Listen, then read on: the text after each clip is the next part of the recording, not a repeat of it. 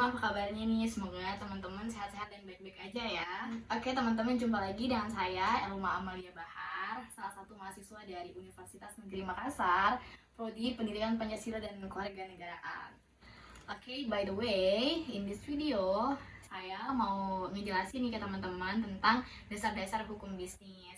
Tapi supaya penjelasan di video ini terarah, jadi in this video saya membagi ke dalam 5 segmen teman-teman. Apa aja sih 5 segmen yang akan saya bahas nantinya? Oke, saya buka laptop dulu ya. 5 segmen yang akan saya bahas. Yang pertama, segmen pertama saya akan membahas mengenai pengertian hukum bisnis.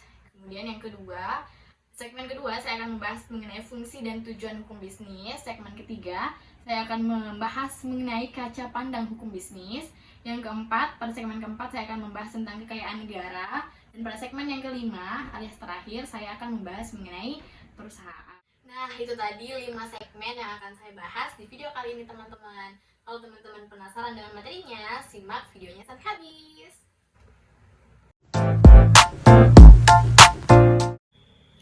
Nah teman-teman, berbicara mengenai istilah hukum bisnis, jadi istilah hukum bisnis itu diambil dari terjemahan business law ya dalam bahasa Inggrisnya.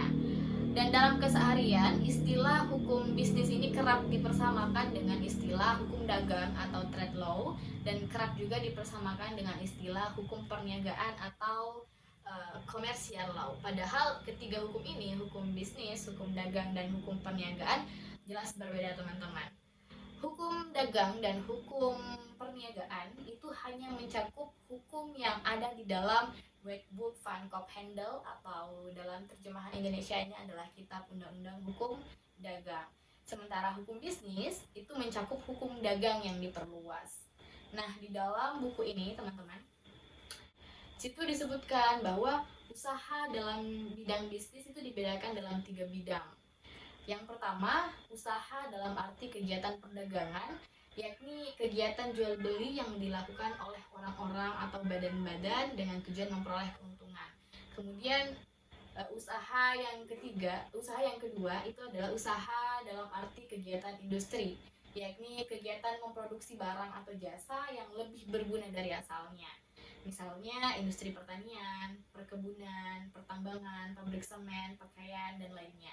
Kemudian usaha dalam bidang bisnis yang ketiga adalah usaha dalam arti kegiatan melaksanakan jasa-jasa, yakni kegiatan yang melaksanakan atau menyediakan jasa-jasa yang dilakukan baik oleh perorangan maupun suatu badan. Misalnya jasa perhotelan, jasa pengacara, akuntan, dan lainnya. Oke teman-teman, berbicara mengenai hukum bisnis, barangkali ada teman-teman yang baru mendengar istilah hukum bisnis. Oleh karenanya, mari kita mengetahui apa sih definisi dari hukum bisnis itu. Karena ada pepatah lama yang mengatakan bahwa untuk memahami sesuatu kita harus mengetahui dulu namanya agar mendapatkan pengetahuan yang benar. Nah, untuk mendapatkan pengetahuan yang benar, maka kita harus mengetahui dulu pengertian dari hukum bisnis. Nah, di sini saya sudah merangkum pendapat 2 ahli terkait definisi dari hukum bisnis. Yang pertama ada menurut Munir Fuadi. Menurutnya hukum bisnis adalah suatu perangkat atau kaidah hukum termasuk upaya penegakannya yang mengatur mengenai tata cara pelaksanaan urusan atau kegiatan dagang, industri atau keuangan yang dihubungkan dengan produksi atau pertukaran barang atau jasa dengan menempatkan uang dari para entrepreneur dalam risiko tertentu dengan usaha tertentu dengan motif untuk mendapatkan keuntungan. Kemudian pendapat kedua menurut Dr. Johannes Ibrahim. Menurutnya hukum bisnis adalah seperangkat kaidah hukum yang diadakan untuk mengatur serta menyelesaikan berbagai persoalan yang timbul dalam aktivitas antar manusia, khususnya dalam bidang perdagangan. Itu menurut para dua pakar yang saya ambil teman-teman. Dari penjelasan dari awal sampai terakhir tadi, saya sendiri menyimpulkan bahwa hukum bisnis adalah sekumpulan aturan atau seperangkat kaidah hukum yang mengatur tentang bagaimana cara menjalankan roda perekonomian. Itu kalau dari saya teman-teman. Sebelum kita berbicara mengenai fungsi dan tujuan hukum bisnis, mari teman-teman kita merefleksikan apa sih yang menjadi fungsi dan tujuan hukum secara umum. Kalau kita mengingat pelajaran semester awal itu sempat dijelasin sama dosen kita ya teman-teman, apa sih yang menjadi fungsi dan tujuan hukum secara umum. Nah, fungsi hukum secara umum itu setidaknya ada 3. Yang pertama, law as a tool of social control, atau hukum sebagai alat kontrol sosial atau alat pengendali sosial. Kemudian yang kedua sebagai social engineering atau alat perekayasa sosial, dan yang ketiga hukum sebagai simbol. Kemudian tujuan hukum secara umum, kalau kita ingat-ingat pendapat dari Gustav Friedrich, di situ dia sebutkan bahwa tujuan hukum itu ada 3. Yang pertama untuk memberikan keadilan, yang ketiga kemanfaatan, dan yang keempat kepastian hukum. Namun dalam realitanya ketiga ini sulit untuk diwujudkan secara bersamaan sehingga Gustav membuat formula Gustav Friedrich yang mengatakan bahwa dalam penegakan hukum maka yang diutamakan kalau ketiganya tidak bisa sama-sama diwujudkan, maka yang diutamakan adalah keadilan, lalu kemanfaatan, lalu yang terakhir adalah kepastian hukum. Mengapa keadilan, kemanfaatan, dan lalu kepastian hukum? Karena keadilan merupakan termasuk nilai dasar, sedangkan kemanfaatan termasuk nilai praktis, sementara kepastian hukum termasuk nilai instrumental. Jadi kalau kita mengikuti formula Redbridge, maka yang harus diutamakan dalam penegakan hukum adalah keadilan, lalu kemanfaatan, dan yang terakhir baru kepastian hukum. Lalu teman-teman, berbicara mengenai fungsi dan tujuan hukum bisnis, dalam satu literatur saya menemukan di situ fungsi dan tujuan hukum bisnis. Nah, pertama kita akan bahas tentang fungsi hukum bisnis. Fungsi hukum bisnis setidaknya ada 3. Yang pertama sebagai sumber informasi yang berguna bagi praktisi bisnis. Kemudian yang kedua untuk memahami hak-hak dan kewajiban dalam praktik bisnis. Dan yang ketiga agar terwujud watak dan perilaku aktivitas di bidang bisnis yang berkeadilan, wajar, sehat, dan dinamis. Sementara tujuan yang menjadi tujuan hukum bisnis itu ada 4. Yang pertama untuk menjamin berfungsinya keamanan mekanisme pasar secara efisien dan lancar.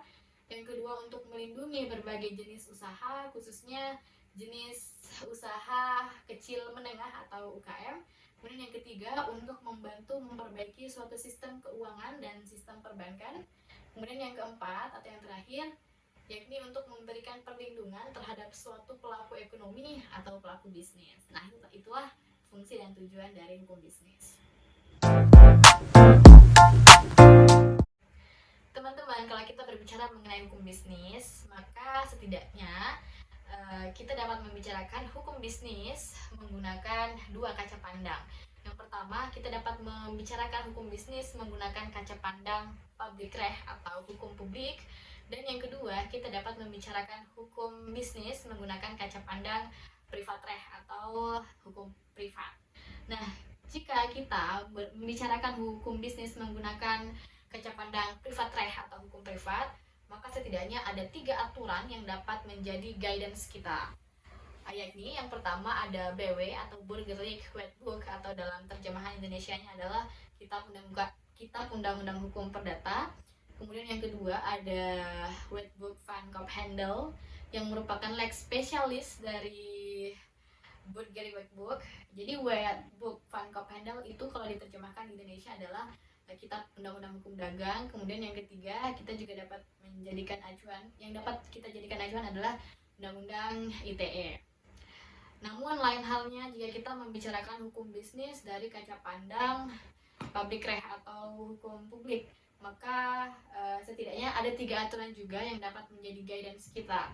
Yang pertama adalah Undang-Undang Nomor 17 Tahun 2003 tentang Keuangan Negara. Kemudian yang kedua ada Undang-Undang Nomor 1 Tahun 2004 tentang Perbendaharaan Negara.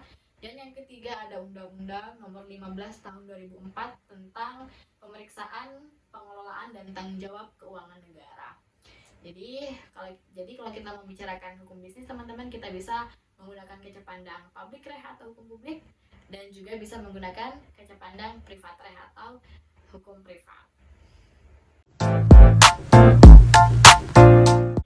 Teman-teman, di segmen sebelumnya saya sempat mention ke teman-teman tentang Undang-Undang Nomor 17 Tahun 2003 tentang Keuangan Negara dan Undang-Undang Nomor 1 Tahun 2004 tentang Perbendaharaan Negara.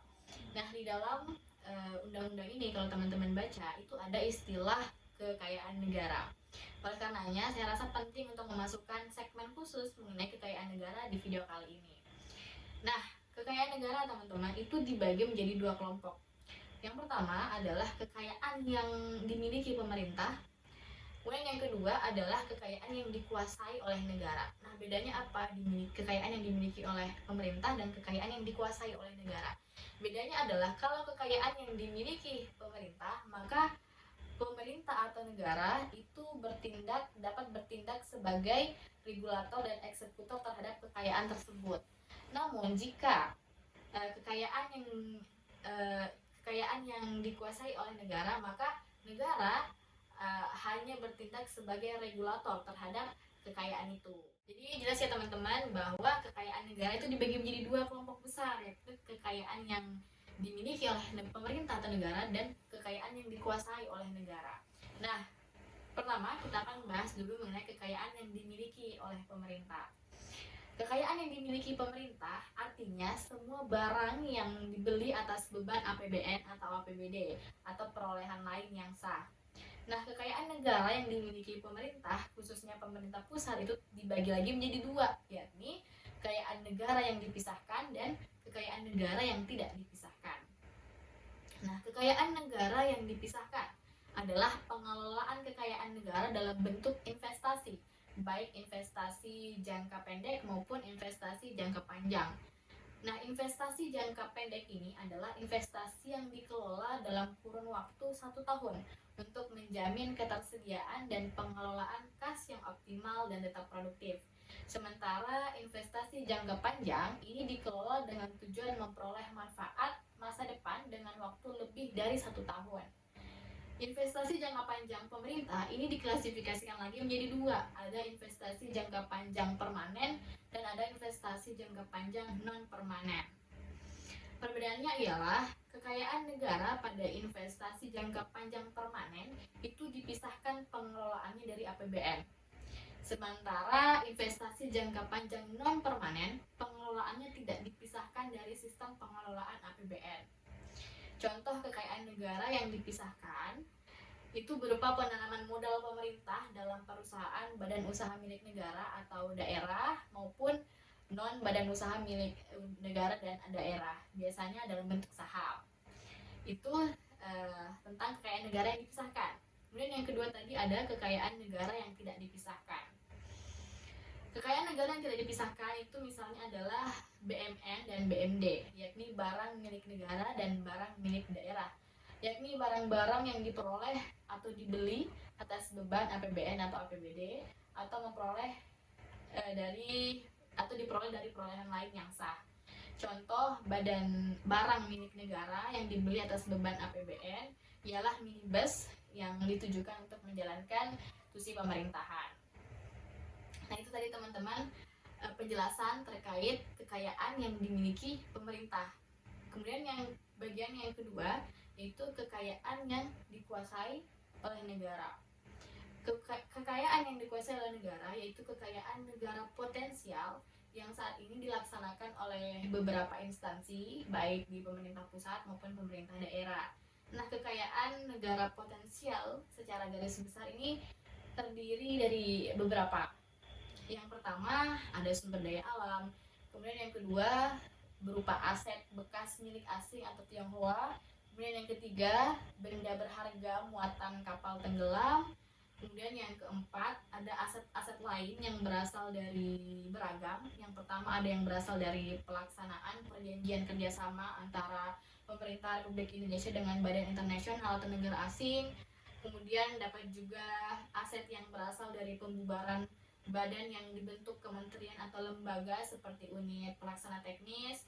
Kemudian dapat berupa aset yang berasal dari pembubaran badan-badan ad hoc, atau bisa juga berupa aset yang berasal dari pembubaran yayasan sebagai tindak lanjut pemeriksaan BPK. Jadi itu teman-teman menyangkut dengan kekayaan negara.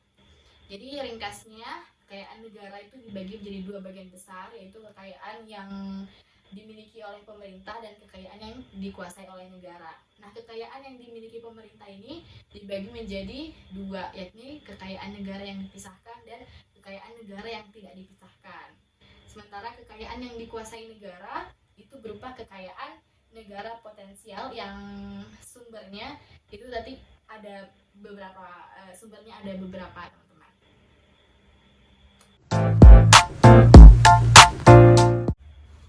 Dalam hukum bisnis atau kegiatan bisnis teman-teman, suka nggak suka, mau nggak mau, kita juga harus tetap membicarakan yang namanya perusahaan. Nah, secara yuridis ada beberapa undang-undang yang menyebutkan definisi dari perusahaan. Namun definisi mengenai perusahaan yang sederhana dan jelas itu bisa kita lihat di dalam Undang-Undang Nomor 3 Tahun 1982 tentang wajib daftar perusahaan. Nah, di undang-undang itu mendefinisikan perusahaan sebagai perusahaan adalah setiap bentuk badan usaha yang menjalankan setiap jenis usaha yang bersifat tetap dan terus-menerus didirikan, bekerja, serta berkedudukan dalam wilayah negara Indonesia dengan tujuan memperoleh keuntungan atau laba. Nah, teman-teman, berdasarkan pelaksananya, perusahaan dibagi menjadi dua jenis, ada perusahaan perseorangan dan perusahaan badan usaha. Nah, perusahaan perseorangan adalah perusahaan yang dimodali, dibentuk, didirikan, dan dijalankan oleh satu orang saja. Lain halnya dengan perusahaan yang berbentuk badan usaha, itu dimodali, didirikan, dijalankan, itu lebih dari satu orang. Nah, perusahaan badan usaha ini dibagi lagi teman-teman menjadi dua, yakni badan usaha yang berbadan hukum, kemudian yang kedua badan usaha yang non berbadan hukum. Untuk mencapai status badan usaha yang berbadan hukum, maka badan usaha itu harus mendapatkan pengesahan terlebih dahulu dari pemerintah, yakni tepatnya dari Kemenkumham. Alhasil kalau dia menjadi badan usaha yang berbadan hukum, maka badan usaha itu menjadi subjek hukum, sehingga tanggung jawab pemilik usaha hanya sebatas modal yang dia masukkan ke dalam usaha tersebut. Nah, teman-teman, badan usaha yang berbadan hukum itu dibagi lagi menjadi dua. Ada badan hukum milik negara dan ada badan hukum milik swasta. Nah, badan hukum milik negara itu terbagi menjadi dua. Ada perum atau perusahaan umum dan ada persero atau perusahaan perseroan. Nah, bedanya apa perum dan persero? Nah, kalau kita lihat dalam Undang-Undang Nomor 19 Tahun 2003 tentang BUMN, itu dijelaskan dan ditegaskan bahwa perum atau perusahaan umum adalah badan usaha yang seluruh modalnya dimiliki oleh negara dan tidak terbagi atas saham, yang bertujuan untuk kemanfaatan umum berupa penyediaan barang atau jasa yang berkualitas dengan harga yang terjangkau oleh masyarakat berdasarkan prinsip pengelolaan perusahaan yang sehat. Sementara persero atau perusahaan perseroan adalah badan usaha yang seluruh atau paling sedikit 51% sahamnya dimiliki oleh negara dengan tujuan utama mengejar keuntungan. Itu teman-teman badan usaha yang berbadan hukum tapi milik negara. Kemudian yang kedua ada badan usaha yang berbadan hukum tapi milik swasta. Itu dibagi menjadi dua, yakni PT atau perseroan terbatas dan koperasi. Dan selain badan usaha yang berbadan hukum, ada pula badan usaha yang non badan hukum. Jadi setidaknya dibagi menjadi 3 jenis, yakni ada persekutuan perdata, kemudian ada firma, dan ada CV atau komanditar.